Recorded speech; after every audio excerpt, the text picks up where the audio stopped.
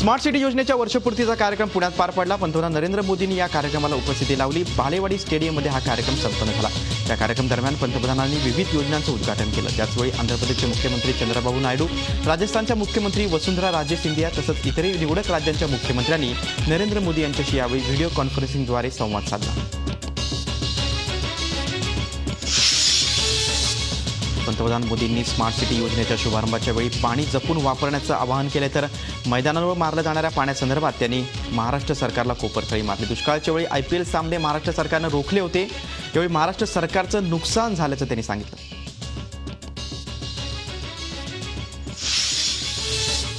Smart city योजनेच्या वर्षपूर्ती कार्यक्रमाला अखेर पुण्याचे महापौर प्रशांत जगताप यांनी उपस्थिती लावली। पुण्याच्या या कार्यक्रमात पंतप्रधान नरेंद्र मोदींनी महापौर जगताप यांना देखील कोपरखळी मारली। 1.5 मार्क जर जास्त पडला असता तर भुवनेश्वरच्या जागी आपला नंबर लागला असता, असं देखील जगताप यांना सुनावलं।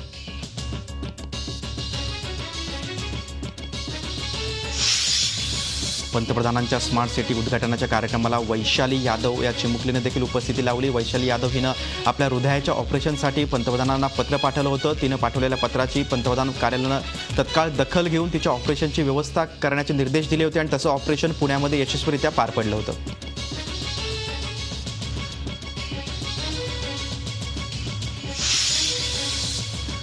पुण्यात स्मार्ट सिटीला आश्वासनांची पूर्तता न केल्याचा काँग्रेसचा आरोप आहे।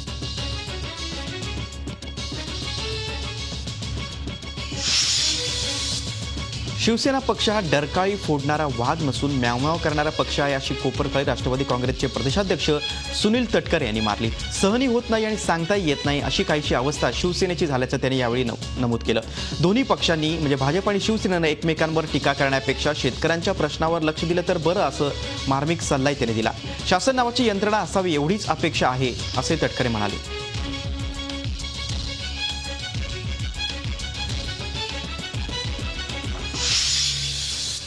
मुंबई महापालिकेच्या निवडणुकीच्या पूर्वी शिवसेना सरकारमधून बाहेर पडेल आणि सरकार अल्पमतात जाईल असा माझा अंदाज आहे, असं मत माजी मुख्यमंत्री पृथ्वीराज चव्हाण यांनी व्यक्त केलं।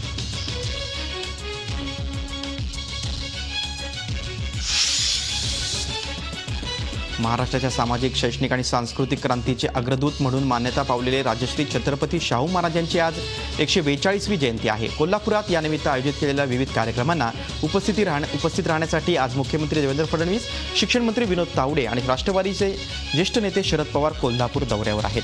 डॉक्टर रमेश जाधव संपादित शाहू गौरव ग्रंथाचं मुख्यमंत्र्यांच्या हस्ते आज प्रकाशन होईल, तर यावर्षीचा शाहू पुरस्कार राष्ट्रवादीचे ज्येष्ठ नेते शरद पवार यांना जाहीर झालाय। या पुरस्कार वितरण सोहळ्याला शरद पवार उपस्थित राहणार आहेत।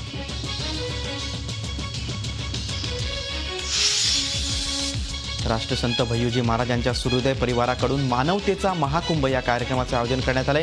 दुष्काळमुक्त मराठवाडा अभियानाचा समारोप आणि अनेक योजनांचे लोकार्पण असा कार्यक्रम होता। या कार्यक्रमाला सरसंघचालक मोहन भागवत, राज्याच्या मंत्री पंकजा मुंडे, खासदार प्रीतम मुंडे यांनी उपस्थिती लावली। दरम्यान प्रकृती अस्वस्थामुळे भय्यूजी महाराज हे बीड येथील कार्यक्रमाला उपस्थित राहू शकले नाहीत। सरसंघचालक मोहन भागवत यांच्या हस्ते अनेक योजनांचं यावेळी लोकार्पण करण्यात आलं।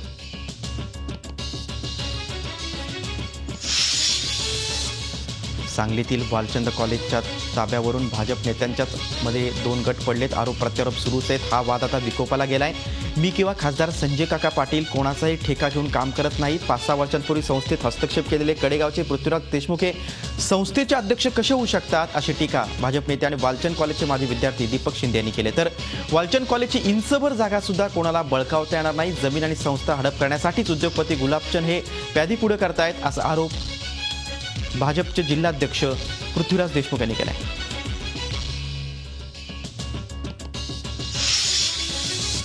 कोकणाला पावसानं अक्षरशः झोडपून काढलंय। शनिवारी सलग दुसऱ्या दिवशी पावसाची दमदार बॅटिंग सुरू होती। मध्यरात्रीपासूनच पावसाचा जोर वाढलाय। रत्नागिरी, सिंधुदुर्ग आणि रायगडमध्ये पाऊस जोरदार बरसतोय। रत्नागिरीच्या दापोली आणि मंडणगडमध्ये सर्वाधिक पाऊस झालाय, तर संगमेश्वर तालुक्यात कमी पावसाची नोंद झाली। येत्या 48 तासात कोकणात अतिवृष्टीचा इशारा हवामान खात्याने दिलाय।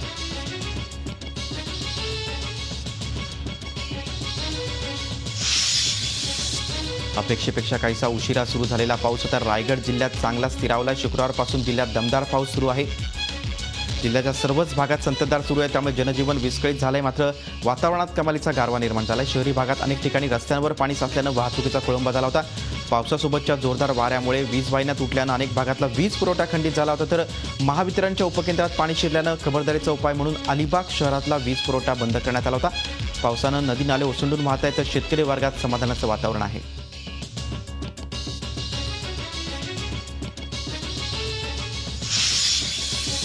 धरण क्षेत्रात पाऊस न झाल्यामुळे मुंबईकरांवरील 20% पाणी कपात कायम आहे. मुंबई शहर आणि उपनगरात गेल्या 4 दिवसात झालेल्या चांगल्या पावसानं मुंबईकर सुखावलेत. मात्र मुंबईला पाणी पुरवठा करणाऱ्या धरण क्षेत्रात आणि त्यांच्या कॅचमेंट एरियात फारसा पाऊस नाही, त्यामुळे मुंबईत सुरू असलेली 20% पाणी कपात कायम आहे. पुणे नाशिकमध्ये देखील अशीच स्थिती आहे. नाशिक जिल्ह्यातील धरणात सध्या केवळ 3% पाणीसाठा उरला आहे. 23 धरणांपैकी 15 धरणं 0%वर आली आहेत. इगतपुरी आणि त्र्यंबक तालुक्यामध्ये अजूनही पावसानं जोर धरला नसल्यानं नाशिकवर गंभीर संकट उभं ठाकलंय.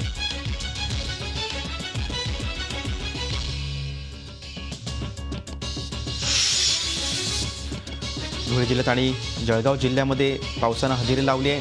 जळगाव जिल्ह्यात शुक्रवारी रात्री जोरदार पाऊस झाला. हा पाऊस पुरेसा नसला तरी खरीपाच्या पेरणीसाठी हा पाऊस उपयुक्त ठरणार आहे, त्यामुळे जळगाव परिसरातला शेतकरी वर्गात आनंद आहे.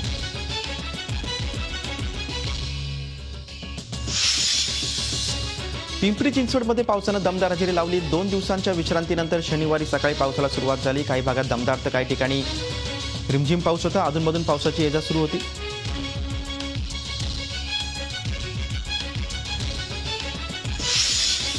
राज्यात मोठे सिंचन प्रकल्प होण्यासाठी बराच कालावधी लागेल, त्यासाठी निधीचीही मोठी अडचण आहे. मात्र राज्यात सुरू असलेल्या जलयुक्त शिवार योजनेच्या माध्यमातून वाहून जाणारं पाणी अडवण्यात यश आलंय.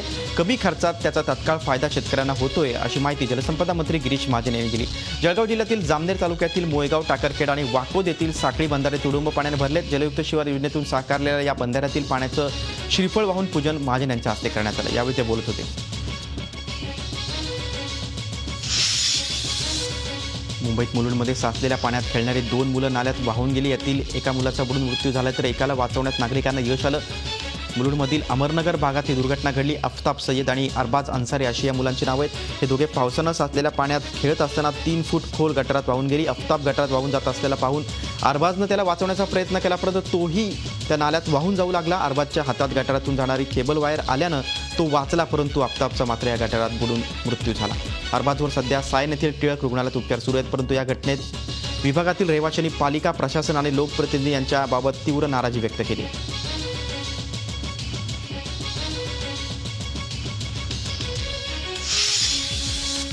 जालना जिल्ह्यातल्या केळण्या नदीच्या पुरात वाहून गेलेल्या दीपक मिरकर या तरुणाचा मृतदेह अखेर सापडलाय.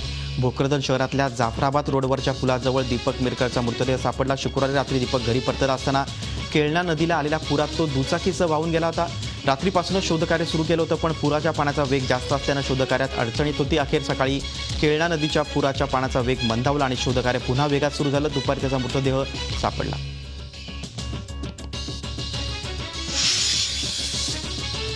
दरवर्षी तुंबणाऱ्या पावसाच्या पाण्यामुळे साकीनाका घाटकोपर लिंक रोडवरील नागरिक प्रचंड हैराण झाले होते. या साचलेल्या पाण्यामुळे वाहतुकीवर देखील परिणाम होत होता. कित्येक वर्षांपासून पावसाळ्यात तिथं असंच पाणी साचत होतं.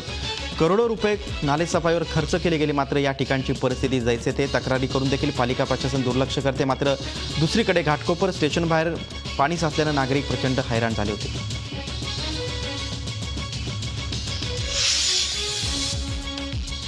कल्याण डोंबिवलीमध्ये शुक्रवारी रात्रभर पाऊस कोसळल्यानंतर शनिवारी सकाळी मात्र पावसाने दडी मारली होती. मात्र दुपारपासूनच कल्याण डोंबिवलीत पुन्हा मुसळधार पावसाला सुरुवात झाली. दरम्यान पाऊस धोधो बरसला तरी सुदैवानं कुठंही पाणी साचण्याच्या घटना मात्र घडल्या नाहीत, त्यामुळे नागरिकांनी समाधान व्यक्त केलं.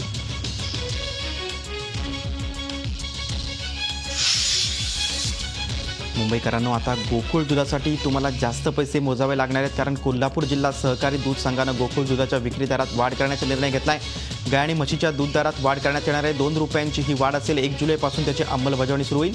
म्हशीच्या दुधाच्या खरेदीत ₹1.70 आणि गायीसाठी ₹1.30 वाढीचा निर्णय घेण्यात आला आहे, त्यामुळे विक्री दरातही वाढ होणार आहे.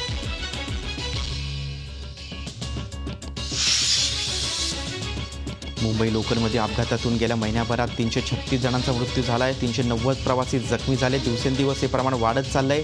यावर आळा बसवण्यासाठी रेल्वे सुरक्षा बल, लोहमार्ग पोलीस, जनसुविधा सेवा समिती तसंच आधुनिक स्त्री विकास प्रतिष्ठान यांच्या वतीनं कुर्ला रेल्वे स्थानकात रेल्वे प्रवासी जागरूकता अभियान राबवण्यात आलं। यावेळी रेल्वे सुरक्षा बलाच्या 182 या नंबरच्या हेल्पलाईनची माहिती प्रवाशांना करून देण्यात आली।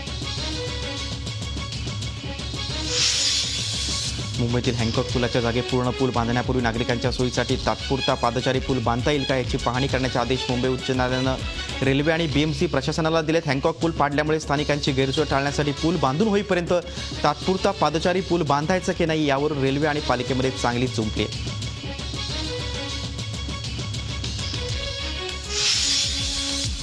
वसईतल्या वादग्रस्त उड्डाणपुलाचं अखेर उद्घाटन झाले। आदिवासी विकास मंत्री विष्णू सावरा आणि वसईचे आमदार हितेंद्र ठाकूर यांच्या हस्ते या पुलाचं उद्घाटन झालं।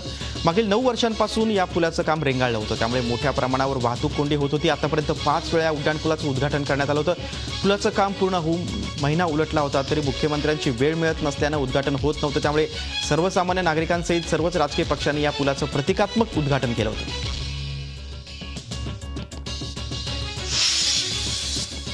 नंदुरबार जिल्ह्यातील तळोद्यात विहीर न खोदता कोट्यवधी रुपयांचा भ्रष्टाचार करण्यात आला होता। या प्रकरणी तळोदा पोलिसात गुन्हा दाखल करण्यात आला असून संशयित आरोपी कपिल अनंत सोनी यांना अटक करण्यात आली। कपिल सोनी यांच्या जनसेवा संस्थेला 13 विहिरी खोदण्याचा ठेका देण्यात आला होता। या कामापोटी त्यांना 6 लाख रुपये आणि 20 लाखांचा धनादेश देण्यात आला होता। मात्र त्यांनी कोणत्याही प्रकारचं काम न करता पैसे घेतले असल्याचं समोर आलंय। त्याला तळोदा पोलिसांनी अटक केली।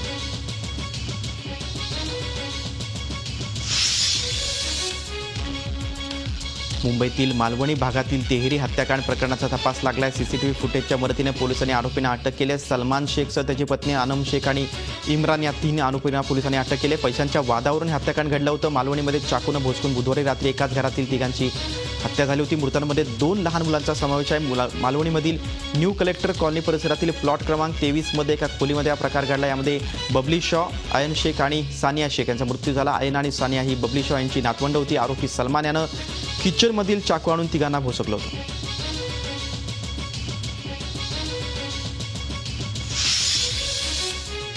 काँग्रेस नेत्यानं कामाच्या बहाण्यानं मॉरिशसला नेऊन बलात्कार केल्याची तक्रार एका मुलीनं वांद्रे कोर्टात केली आहे। त्याच्या विरोधात तक्रार करण्यात आली। पीडित मुलीच्या तक्रारीवरून पोलिसांनी शिवानंद हुल्ल्याळकर याला अटक केली। पीडित मुलगी मुंबईत हुल्ल्याळकरसोबत लिव्ह इन रिलेशनशिपमध्ये राहत होती। तिनं हॉटेलमधील नोकरी सोडून त्याच्या ऑफिसमध्ये काम सुरू केलं। 20 जूनला कामाच्या निमित्तानं त्यानं तिला मॉरिशसला नेलं आणि तिथे तिच्यावर अत्याचार केला, शिवाय तिला मारण्याची धमकी दिली। पीडित मुलीनं तिथून कसाबसा पळ काढला आणि मुंबई गाठली। त्यानंतर तिनं हुल्ल्याळकर विरोधात वांद्रे पोलिसात तक्रार दाखल केली।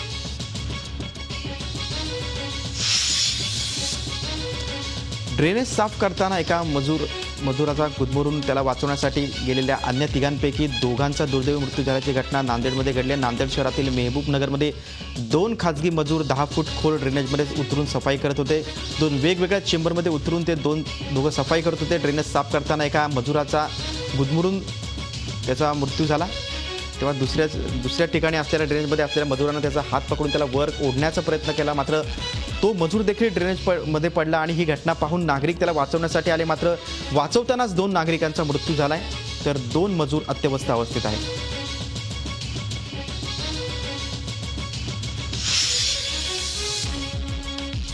रत्नागिरीत खवल्या मांजराचे खवले आणि सुळे जप्त करण्यात आले। स्थानिक गुन्हे अन्वेषण विभागाने ही कारवाई करत एकाला अटक केली आहे। जीवन सावंत असं अटक केलेल्या आरोपीचं नाव आहे।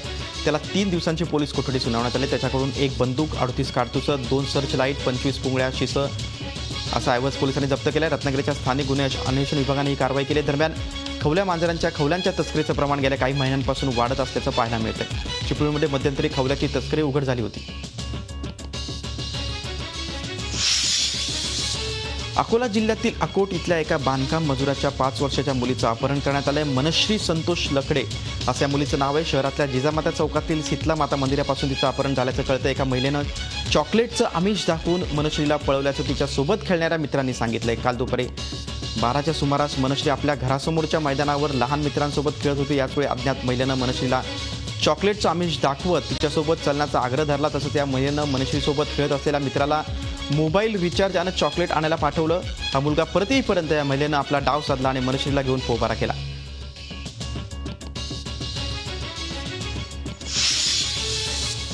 पुणे जिल्ह्यातील पुरंदर तालुक्यातील वीर धरणाच्या जलाशयातील परिसरात 100 मेंढ्यांचा मृत्यू झाला, तर शेकडो मेंढ्या अस्तव्यस्त झाल्यात. या मेंढ्या नेमक्या कशानं मेल्या त्याचं कारण मात्र अजून स्पष्ट झालं नाही. गेल्या 2 दिवसांपासून या मेंढ्या मृत पावत आहेत. दरम्यान पुण्याहून पशुवैद्यकीय पथक घटनास्थळी दाखल झाले.